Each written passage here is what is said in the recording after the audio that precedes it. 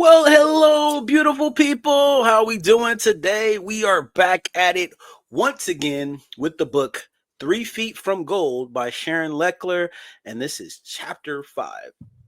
And yeah, yesterday I know was a little bit long when it came to the video itself. And again, I think these are going to go more along the lines of 20 minutes. This one might be a little bit shorter, but some of those chapters are a little long. But again, I hope it's worth it. And I know, I mentioned this yesterday, like how amazing this stuff and the content itself has been, because there's some real nuggets, and I'm sure you guys, if you have been following, about the stickability, and that's what we're going to continue to get into. And then just, also being able to talk about, meeting all these different people that he's getting ready to meet and literally learn from experts, because that's really what it comes down to.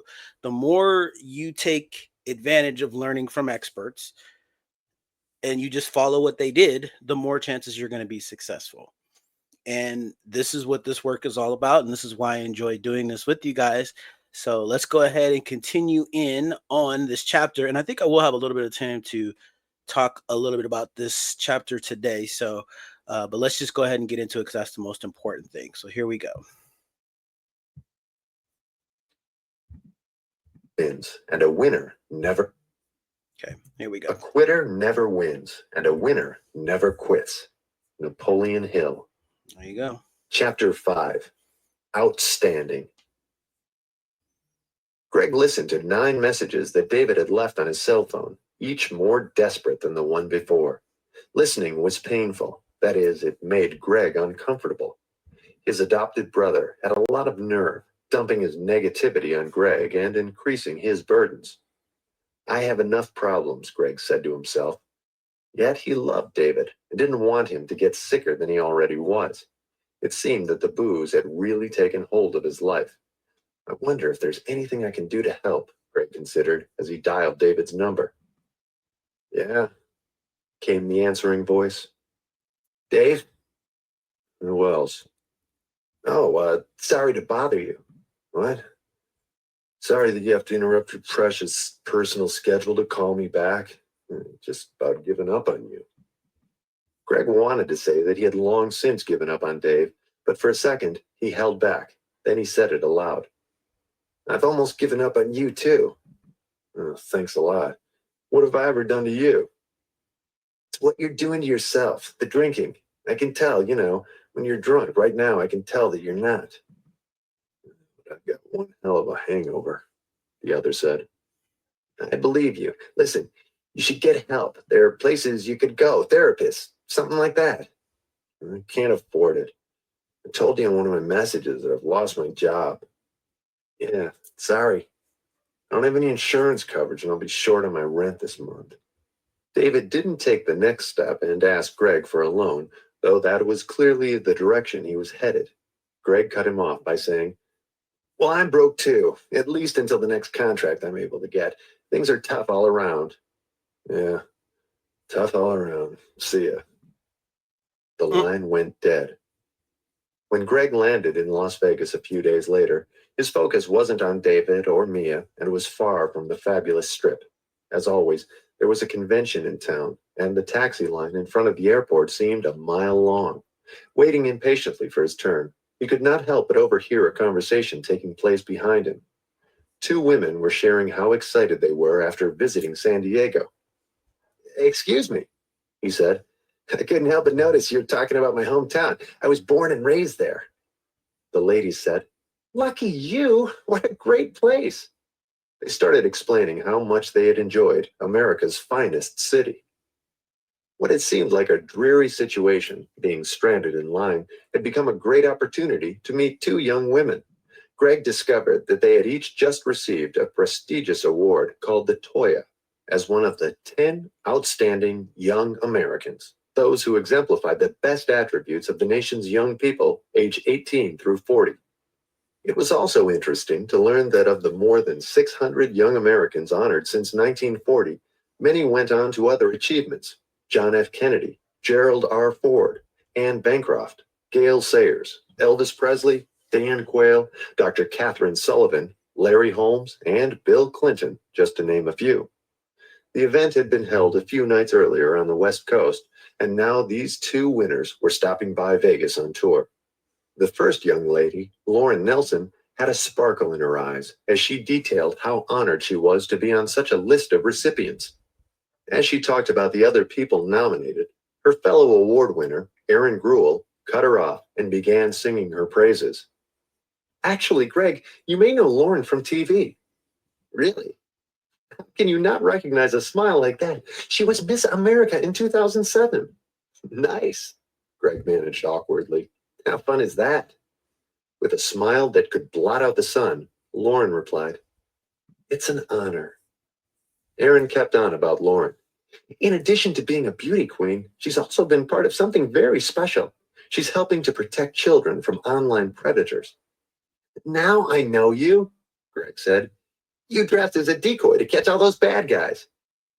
One and the same, Lauren said. Someone needs to keep these people off the streets.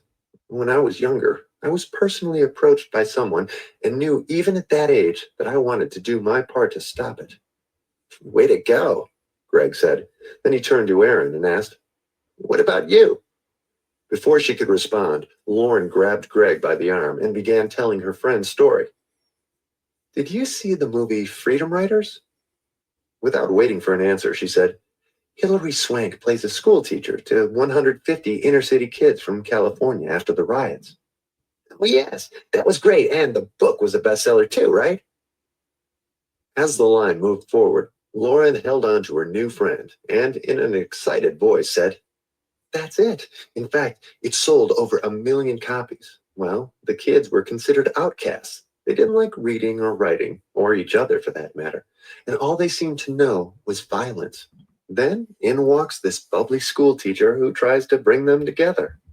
I remember it well, Greg said. She got the kids to start writing and helped them find their own voices by having them write about their lives. Very good, congratulated Lauren Nelson.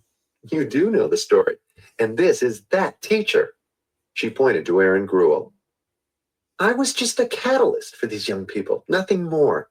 The stories they told were their own, based on their own personal experiences.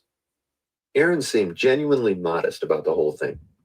There were always challenges from day one, and there still are. We've had death threats, letters from the Ku Klux Klan. People tried to ban us. The book was even sent to the FBI to investigate. Can you believe that?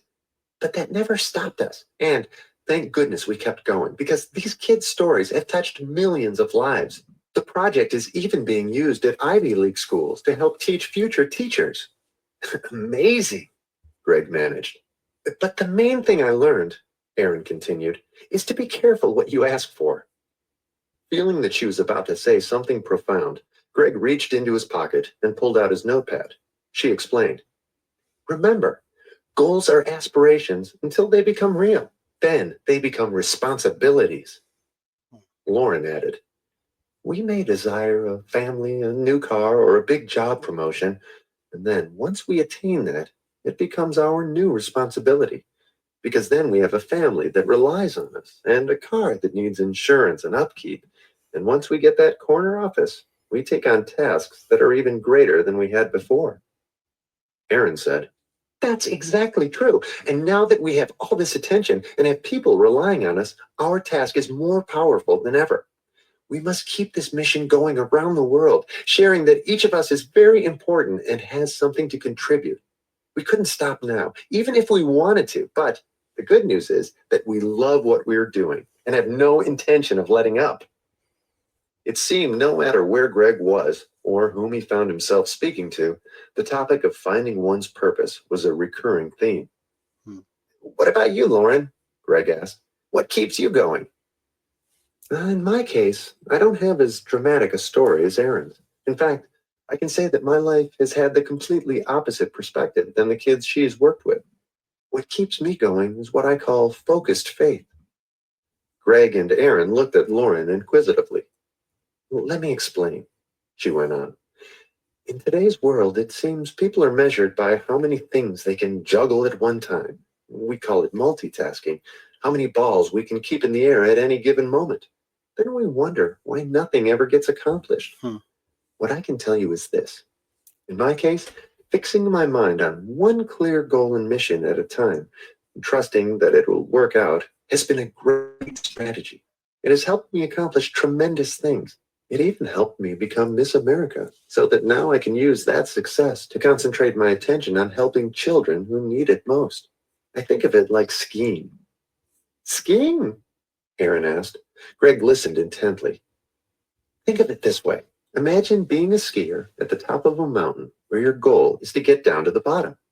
It may be challenging, yet you have faith in your ability to make it to the clubhouse where the fire is warm and a hot cup of cocoa is waiting. Now, many people take their eyes off the end game once they get started.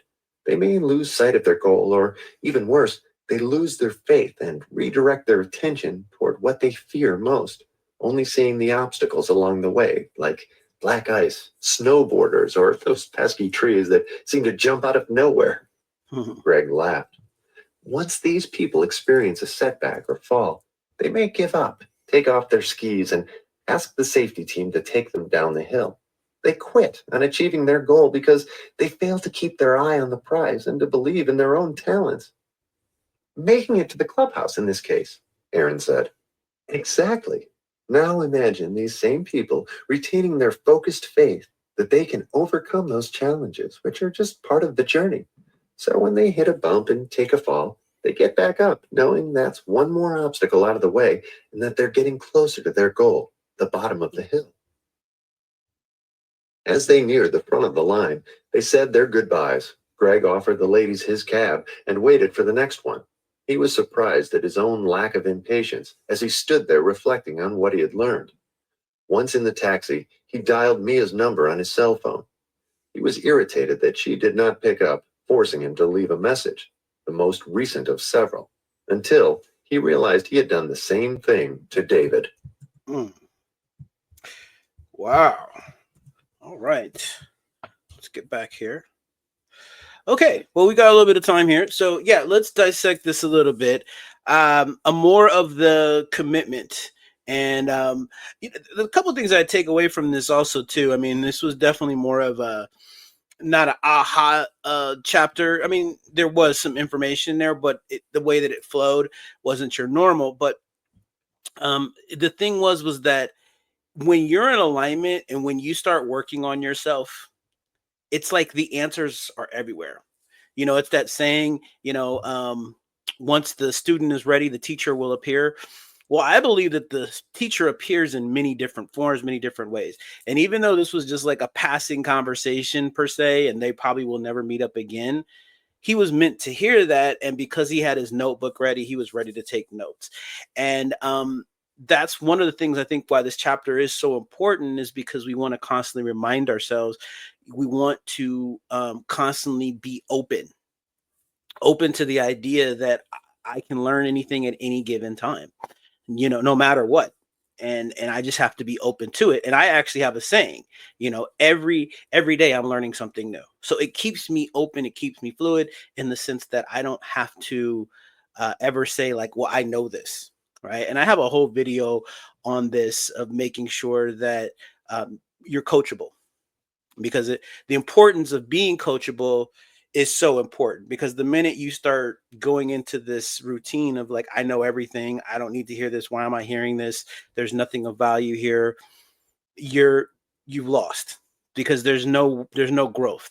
Because again, it's that earlier what I was saying, we learn in layers, and this is an example of that. And I mean, these women were giving enlightening information, um and he was open to listening. And so that's really the key takeaway. And what's so important about this chapter, more than the information, is that because he's now starting to change, as you could see, he's transitioning into, from being from his old self, he's being more aware of what's actually going on. And now he's realizing, hey, look, Mia's just doing the exact same thing I've been doing to my brother, and he's realizing that at the end. So very enlightening stuff. And again, this is why we do this work, so that we can be aware and not be so much in autopilot like he was at the beginning of the book. And now we're just really open and aware and listening to all these things intently, because there's just so much information. So the answers to your problem and to your situation are all around you. You just have to be open to listening. So that's really in the nutshell what this chapter is in regards to. So I hope you guys really did enjoy that. And comment down below what you guys got from this chapter. There was a lot of information in there. So let me know what you guys think and what you guys are thinking of this book so far. We are just getting started, and there's just so much more information. So definitely hope you guys have your notebook ready. And if you have any questions, definitely make sure that you comment down below. If you haven't already, like and subscribe. Make sure that you hit that notification bell so that you don't miss any of this great content. And until next time, you guys make it a great day. Take care. Bye-bye.